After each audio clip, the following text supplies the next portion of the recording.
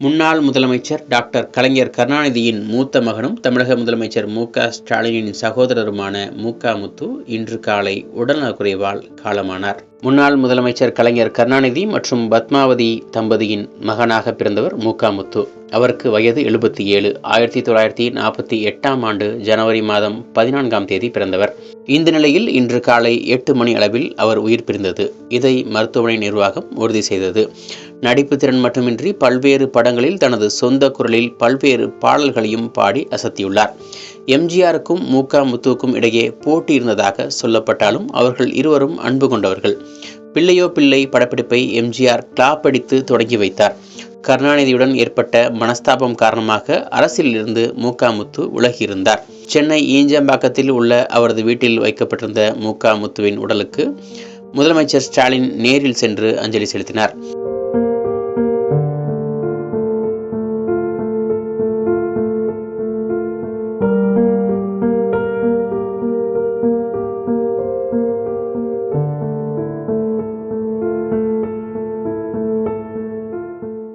தற்போது மு.க.முத்துவின் உடல் கோபாலபுரத்திற்கு கொண்டு வரப்பட்டுள்ளது.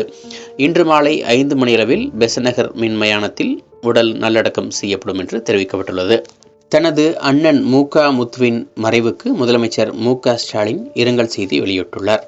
அதில் மிகவும் உணர்ச்சி பெருக்காக எனது ஆருயிர் அண்ணன் என அழைத்து பல்வேறு நினைவலைகளை பகிர்ந்துள்ளார்.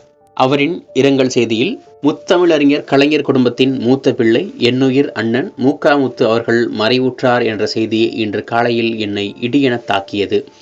தாய் தந்தையர்க்கு இணையாக என் மீது பாசம் காட்டிய அன்பு அண்ணனை இழந்துவிட்டேன் என்ற துயரம் என்னை வதைக்கிறது. தந்தை முத்துவேலர் நினைவாக அண்ணனுக்கு மு.க.முத்து என்று பெயர் சூட்டினார் தலைவர் கலைஞர் அவர்கள். தலைவர் கலைஞரைப் போலவே இளமை காலம் முதல் நாடகங்களின் மூலமாக திராவிட இயக்கத்திற்கு தொண்டாற்ற தொடங்கியவர் அண்ணன் முத்து அவர்கள்.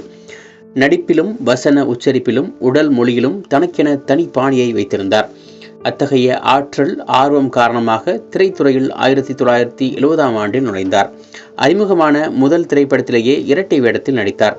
பிள்ளையோ பிள்ளை, பூக்காரி, சமையல்காரன், அணையா விளக்கு ஆகிய படங்களின் மூலமாக தமிழ்நாட்டு ரசிகர் மனதில் நிரந்தரமாக குடியேறினார் அண்ணன் மு.க.முத்து அவர்கள்.